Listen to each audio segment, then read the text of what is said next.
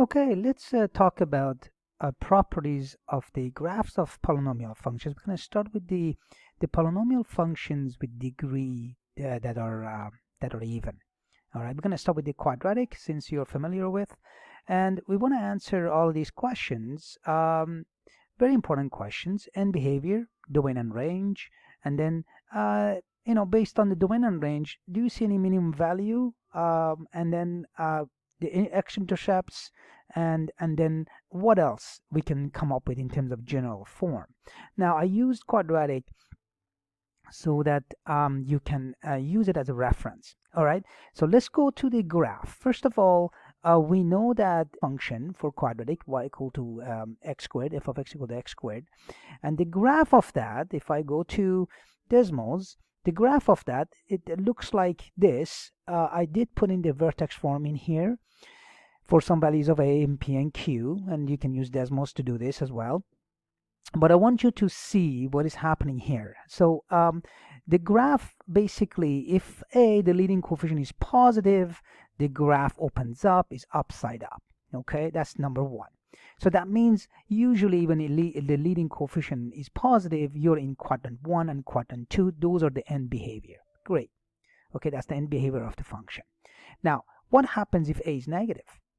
Let's see. You guys remember? Here it is. It drops down, opens down. Now when it's negative, so now the end behavior in quadrant 3 and quadrant 4. So that does make a difference. Okay, so that's the first thing you need to talk about. So here it is, the end behavior, quadrant 1 and 2. Based on this, though, we are talking about based on the based only on the x squared. However, we just showed you that if the leading coefficient, so if a, the leading coefficient, so this is the a right here, which is a in this case is 1, but if a is negative, then the end behavior will be in quadrant 3 and quadrant 4. Okay, so it opens down, the graph opens down. Great. And then the next thing is that domain and range. For the domain of all quadratic, we know. So if you go back to the graph again, so basically it doesn't matter if it's positive or negative, the domain is always all real. So I went back to have the vertex at 0, 0. So that's the equation. That's the graph of y equal to x squared. So for the range, so the domain is all real number. We know that x, all values of x will work, all real number sets. Okay. But the range, you notice that all the quadratic functions, in this case, it has a minimum value. The minimum value of the function is 0.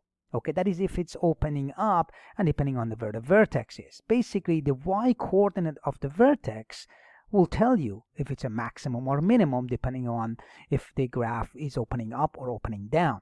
So in this case, this has a minimum.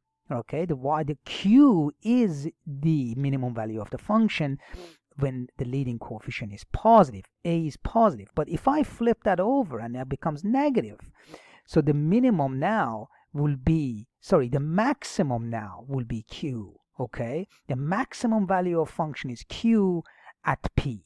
Okay, and that's what will happen. So, and that is your basically the domain and range for this.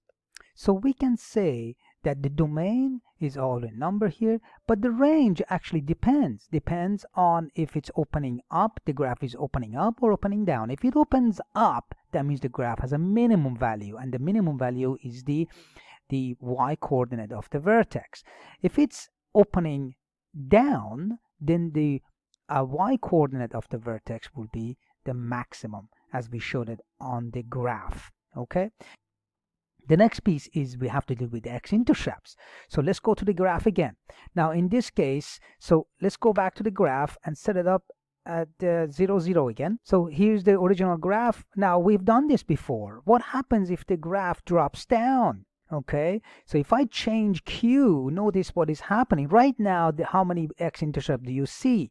Well, there's only one x-intercept right here. That's the only one x-intercept you see. That's 0, 0. There's one x-intercept, one y-intercept. But we know that as q moves, we can actually drop it. Actually, let's go up first. So when it goes up, how many x-intercepts there are? None. It doesn't cross the x-axis. So has 0 x-intercepts if the graph is above the x-axis. By the way, is that the only way you can get 0 x-intercept? No, you can flip that over and drop it down as well. So if I flip that over and then change the value of q to negative, look what happens. You're still gonna get no x-intercepts. So there is a possibility that we can get no x-intercepts with the quadratic. Very good. Now let's look at the other piece where in this case, so we have 2 x-intercepts, we have 1 x-intercepts, we have no x-intercepts and we have 1 x-intercept. So we have all 3 possibilities. So I can move this up, no x-intercepts. I can come down, touch the x-axis at any of the points on the x-axis. That doesn't matter. It could be left and right and center. So I can move this left and right and center. Notice what happens. I will only have 1 x-intercepts. And then the next piece is that if I can drop it down, and I will have 2 x-intercepts. Okay, so it does matter. What is the maximum number of x-intercepts? That would be 2. What is the minimum number of x-intercepts? That would be 0. Excellent. Let's write that down. Okay, possible number of x-intercepts. We have 0, 1, or 2. 0 is the minimum number of x-intercepts. 2 is the maximum number of x-intercepts. And notice, I want you to notice that the 2 maximum matches the power, the exponent of the polynomial, the maximum. And one last thing, in terms of the quadratic, there's only one turn on the graph. It's a parabola, right? So it's just one turn, one curvature change. That's all it is. All right, they are the minimum or maximum value. All right. Okay, let's look at this Quartic function now. Okay, let's go to, this is the Quartic function we have. We're going to answer all these 5 things. Let's go to Desmos. Excellent. So here it is. I put a general form of a Quartic function here. And depending on what A, B, C, D, and E, there's a E in there. So let me actually open up this more. Here we go. So that is the Quartic function. And notice that if I change A, the leading coefficient, okay, right now it's 0.1. Let's put it at 0. Okay, if I have at 0, notice that it just it comes down, but if I zoom in at one point, notice that because of its 0, the Quartic function, this term becomes 0, and therefore your graph is now the highest degree of that polynomial will end up being cubic. So that's a different function. But A cannot be 0. So let's change that to at least 1. And notice what happens. When I have 1, it's above the x-axis. It doesn't hit the x-axis. Okay, no x-intercepts. When it's below, when it's like if it's between 0 and 1, notice that there is a component that is here that looks like a parabola, a quadratic, and then there is this curvature, there's this little turn that is happening here, right? And that is when you can change B, the second term, the cubic term, and notice what happens here. So it can change to both, and it's almost like a W, okay? And then if I change C, and notice that what happens again, okay?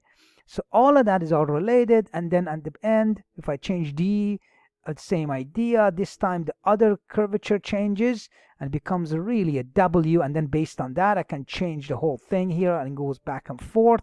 So you can see that the end behavior in quadrant 1 and quadrant 2, if A is positive, remember what happens if it's A negative? It flips over, and the same idea will apply again. Okay, so here it is. It's going to drop down. It's going to be flipped over. How many zeros do you see? Now in this case you see 3. But if I change, let's say I change D. Oh, look at that. When I change D and make the turns more profound, notice that it goes through the x-axis at 4 times. So now let's look at, so we have 0. So the Quartic function goes through the x-axis one place. We looked at it at 2 places. We saw the 3 places depending on what A, B, C, D is. And then also we did the 4. So we can have all four possibilities for x-intercepts.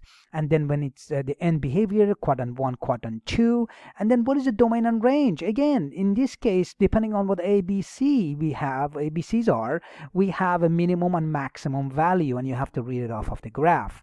All right. So for quartic function, here are the information. Again, quadrant 1 and quadrant 2, quadrant 3 and quadrant 4, depending on the leading coefficient for the end behavior, domain and range. Domain is all real number, but range depends on the A, B, C, D, E. Those are the leading coefficients for the terms in the quartic function. And then the maximum minimum also has got to do with the sign of the leading coefficient.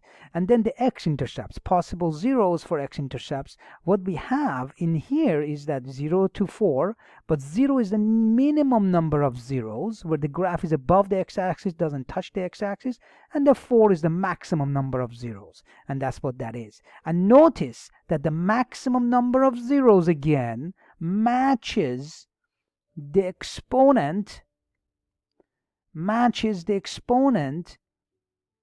the degree of the polynomial. So this is actually the degree. Make a note. The maximum number is always the degree of the polynomial function. Okay? The minimum, when it's even, notice that both for quadratic and quartic became 0. All right? So that's the pattern you need to pay attention to. All right.